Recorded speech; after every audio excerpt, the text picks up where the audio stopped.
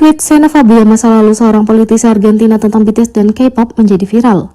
Selama beberapa tahun terakhir, K-pop telah menjadi fenomena global dan BTS adalah salah satu grup terbesar di dunia. Baik sebagai grup atau solois, BTS telah merilis lagu-lagu yang menggemparkan dunia, tampil di beberapa tempat terbesar di dunia. Tapi dengan meningkatnya ketenaran BTS dan industri K-pop juga tidak asing dengan serangan jahat. Secara khusus, seorang politisi bernama Victoria Villarreal dari Argentina mendapat kecaman setelah tweet sebelumnya tentang BTS dan K-pop kembali mendapat perhatian.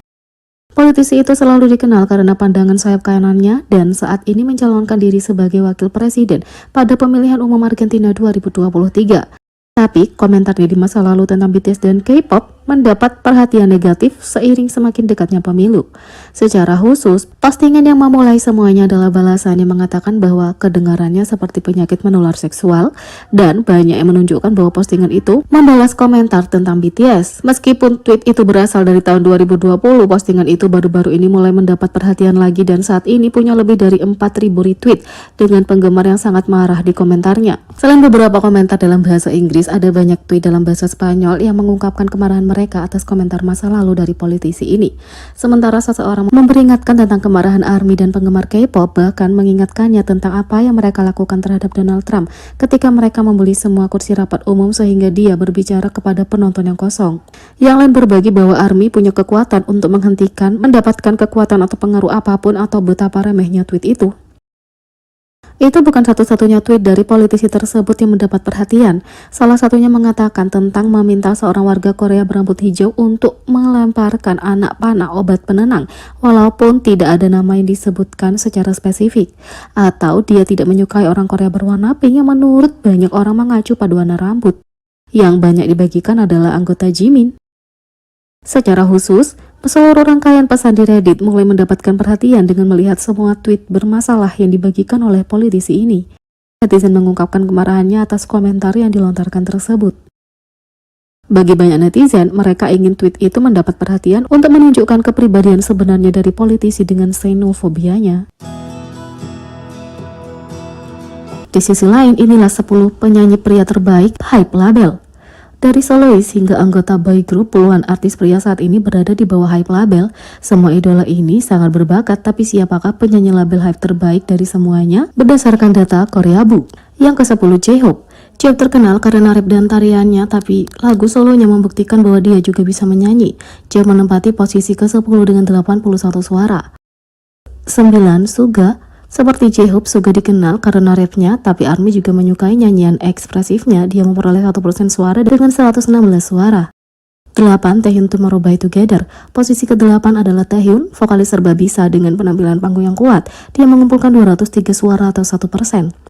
7, Seungkwan Seventeen. Karat mendukung Seungkwan dalam jajak pendapat ini dan mudah untuk melihatnya, atau lebih tepatnya mendengar alasannya. Suaranya unik. Seungkwan memperoleh 3% suara dengan 661 suara. Hisong Inhypen. Vokal Hisong yang menakjubkan pertama kali mendapat perhatian di acara Survival K-pop Island. Sejak itu, dia telah mengesankan mendengar di setiap penampilannya, memperoleh 3% suara atau 709 suara. 5, DK17. Seungkwan bukan satu-satunya anggota Seventeen yang masuk 10 besar. Suara gemilang DK membuatnya meraih 6% suara atau 1267 suara.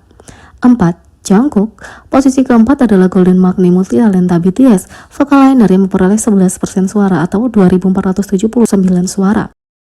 3, Jimin. Untuk sementara, Jimin dan Jungkook bersaing ketat selama pemungutan suara. Dengan keunggulan 25 suara, Jimin menempati posisi ketiga memperoleh 2504 suara. 2, V merilis lagu solo berjudul Love Me Again, tapi sejujurnya ARMY tidak pernah berhenti dengan perolehan 29% suara, yaitu 6.677 suara. V menempati posisi kedua. Yang pertama, Jin. Pertarungan antara peringkat pertama dan kedua berlangsung sengit, bolak-balik hingga pemungutan suara ditutup. Pada akhirnya pemilih memilih Jin sebagai penyanyi pria terbaik agensinya. Dia memperoleh 31% suara atau 7.016 suara. Dan pemilihan seperti ini tidak selalu mutlak ya. Kalian juga pasti punya list sendiri dan itu mungkin berbeda. Kalau menurut kalian bagaimana? Bagaimana perasaan Jungkook tentang julukan Golden Magnet-nya? Tokoh radio populer Selandia Baru, Sunny Loy, baru-baru ini terbang ke Korea untuk mendapatkan kesempatan mewawancarai magnet BTS Jungkook yang baru-baru ini merilis album solo debutnya Golden. Selama wawancara, keduanya membahas aspirasi solo Jungkook, hari-harinya sebagai trainee, harapannya untuk reuni BTS 2025, dan banyak lagi. Sunny mulai mengagumi pemandangan dari lantai 19 gedung Hype sambil menanyakan nama album solo Jungkook. Saat melihat-lihat, Sunny Loy berbagi betapa dia sangat menyukai nama album itu sambil melambaikan tangan terhadap pentingnya latar tempat mereka berada. Perusahaan yang menjulang tinggi ini dibangun karena kerja keras yang dilakukan oleh BTS yang dengan rendah hati ditambahkan oleh Jungkook, hasil upaya kolektif staf dan artis bikin musik. Sunny Loy mengakui bahwa bagi Jungkook, Golden punya arti yang sangat spesifik setelah diberikan kepadanya sebagai nama panggilan oleh leader BTS RM yang dengan penuh kasih menyebut Jungkook sebagai Golden Magni Group itu. Julukan tersebut juga mencakup siapakah Jungkook, anggota termuda dicintai dan berbakat tanpa henti yang berada di puncak dunia bersama sesama anggotanya. Sunny Loy bertanya-tanya apakah dengan melakukan debut solonya dan merilis albumnya sendiri, Jungkook merasa dirinya bukan lagi yang termuda dari apapun. Jungkook tidak merasa seperti itu, sebaliknya dia merasakan hal sebaliknya. Jungkook mengatakan, bahkan dalam 20 atau 30 tahun mendatang, aku akan selalu menjadi yang termuda, Magni. Itu tidak akan berubah, dan aku sebenarnya tidak suka dipanggil Magni, kata Jungkook.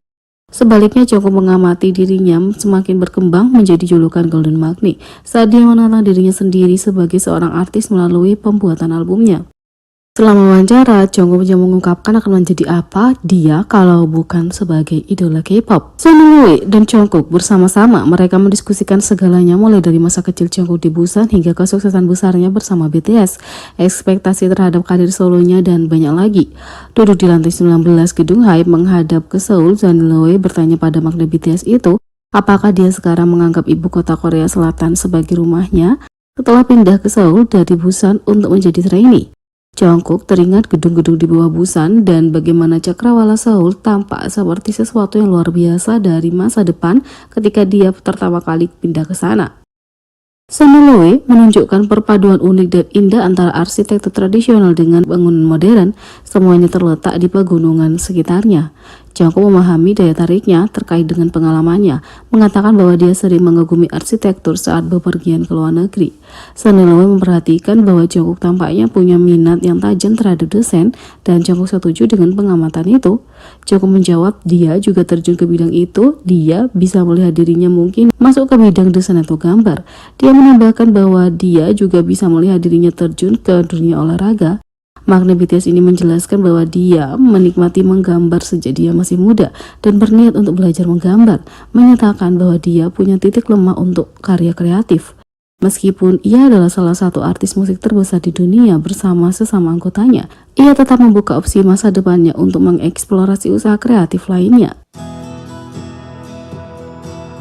Di sisi lain, ARMY secara mengejutkan menjadi emosional setelah mendengar pesan Kid Laroi pada Jungkook. Jungkook telah menunjukkan betapa besar pengaruhnya pada orang-orang di sekitarnya ketika seorang artis barat membuat ARMY emosional dengan kata-katanya untuk sang idola.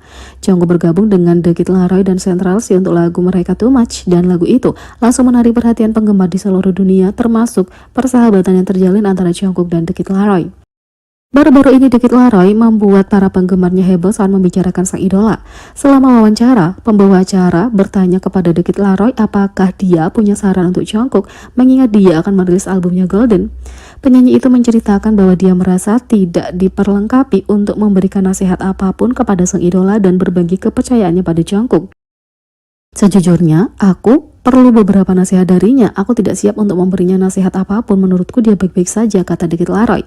Tapi The Kid Laroi kemudian membagikan beberapa nasihat yang mungkin dapat diterima oleh semua musisi, sambil menambahkan bahwa ini juga tentang hubungan seseorang dengan sebuah album. Kalau aku akan berkata, Bung, kalau kamu menyukai albumnya, itu yang terpenting, tidak ada lagi. Kalau kamu menyukainya, itu yang penting, kata The Kid Laroi. Ketika pembawa acara menjelaskan bahwa dia akan mengobrol dengan Jungkook dalam beberapa hari dengan nasihatnya sendiri untuk The Kid Laroi, artis itu dengan manis menjawab, tolong minta nasihatnya dan katakan kepadanya bahwa aku menyapanya dan aku merindukannya. Saat video itu diunggah, netizen tidak bisa melupakan betapa emosionalnya mereka mendengar kata-kata baik seperti itu tentang Jungkook. Secara khusus, ini menunjukkan betapa para artis menghormati dan jatuh cinta pada bakat dan pesona sang idola. Tulis di kolom komentar.